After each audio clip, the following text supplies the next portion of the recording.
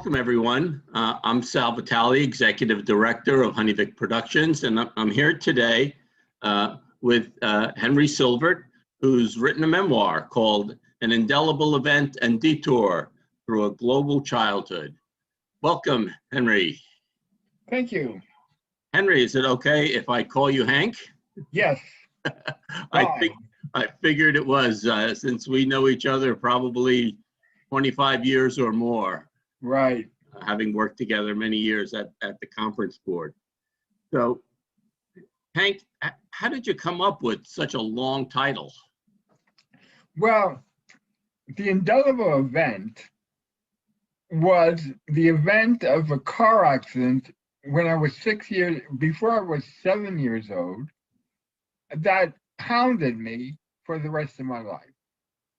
And then what happened was I took the detour as being a double entendre.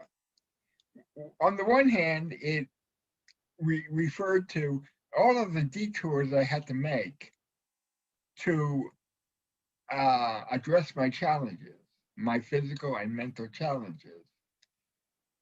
And also, it addressed the fact that I went in and out of countries, always getting new languages, getting new cultures, getting new acquaintances, and filling my mind with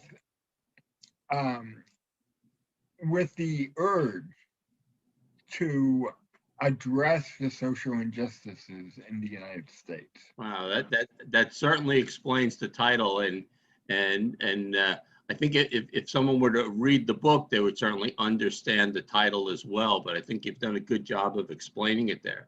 Give us just a 30 seconds or a minute or so to tell us a little bit about that accident. Well, what happened was we were driving down from New Orleans to Guatemala City, and my father and I were in the car, and two of his students, two anthropology students, not his students, but they took his courses. And one of the students was driving, and unbeknownst to either my father or me, he had written a suicide note. And on top of a mountain in just about 300 miles from Mexico City, he decided to hatch his plan. And he headed straight for an oncoming truck. And as a result, I ended up in the hospital in Mexico City for about 6 months. I lost my sight, my speech, my ability to eat, my talking, my walking, everything. Wow, and I had to relearn everything. Wow, that is incredible. I mean, this might be a tough question, but what was the biggest challenge that you faced in that recovery? Well, I don't think of things as a big challenge. They were all challenges, but really, since I didn't know what I knew before, I had no idea of what I could do. And so all I did was let them tell me exactly what to do. And I had no conception of no. I did later, but so I did everything they told me to do. They told me to get up and walk, and if I fell, just pick myself up and walk again. I did that. They told me to one of the nurses on one side of my bed said, "Look that way" in Spanish, and I looked the other way, and I was given some chocolate. So I said, "Oh, gee, this is good." I looked the other way, and he said it again. And so I got training that way. I understood. I began to understand language. Then the speaking part was a challenge too. They instructed me on what to say. ¿Tú quieres? Do you want a piece of chocolate? Were, And I were you were you learning Spanish and English at the same time, or? no, I was learning Spanish. Wow, interesting. I knew Spanish before because I had been to Guatemala before, once before when I was 2 or 3. But I had forgotten both my Spanish and English. So they taught me Spanish because because this was a Mexican hospital. Sure, sure. And my parents didn't care whether I learned Spanish or English. Mhm. They wanted me to learn and to be able to respond to stimuli. Right. That's really remarkable, Hank. But what is even more remarkable to me, and knowing you so as well as I do, is what a positive attitude you have about life, and that you seem to carry it from that day forward. How do you manage that? Well, perhaps I don't know, but maybe it was because at the scene of the accident, people from the town came out of their houses at night, and they went into the ravine to get me, and were helping me. So I think that the idea that I'm very optimistic might come from that. Even in my unconsciousness, I might have known. Yeah. Although my parents were very, very strong believers that I could do anything I wanted anyway. Yes. That's really great. I mean, you have so many remarkable stories in this memoir. But as you know, we're going to do a little dramatic presentation of one of those stories. Yes. Well, why did you pick that particular story? I picked it because it sort of like synthesizes my concern with discrimination in terms of the African American community, in terms of the people with mental and physical challenges, and as well as in this case, religious discrimination.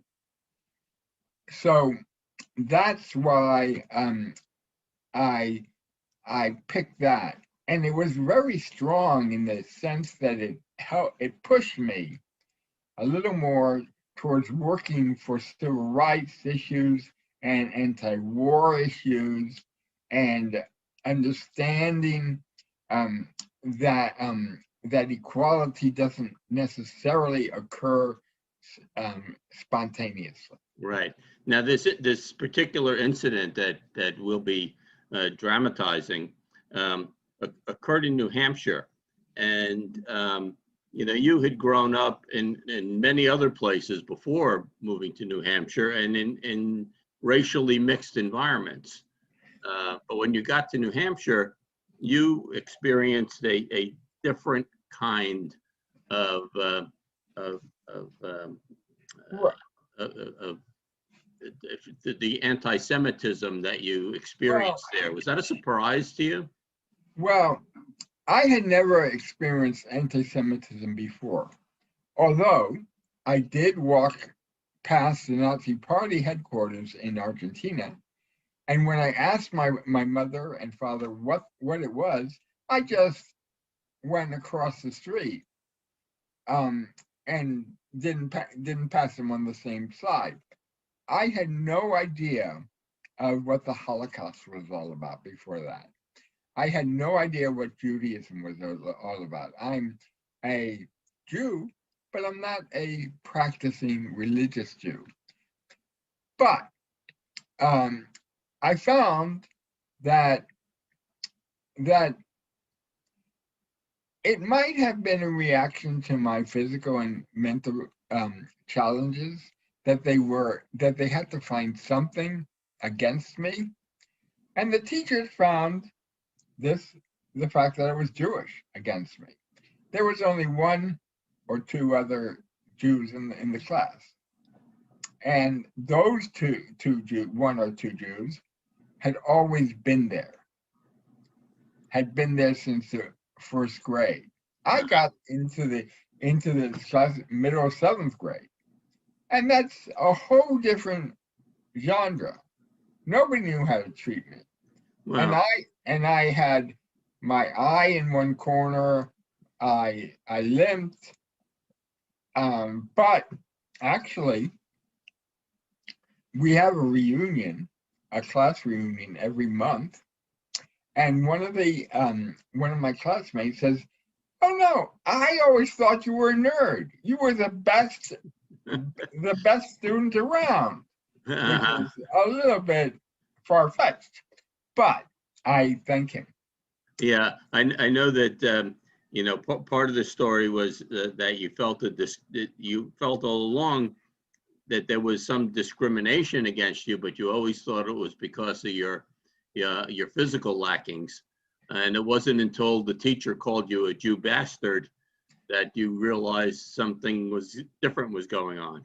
I did, and and then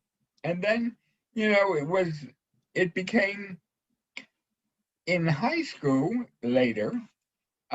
It was directed at some political discrimination because I was member of I was fighting for civil rights in high school and fighting against the war in Vietnam, and I became known as a right-wing communist fascist pinko bastard.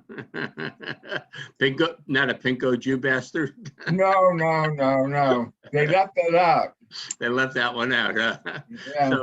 So that actually is a good intro for my last question for you, that you've kind of addressed already in a few different ways, but you've become a great developed a great passion for civil rights.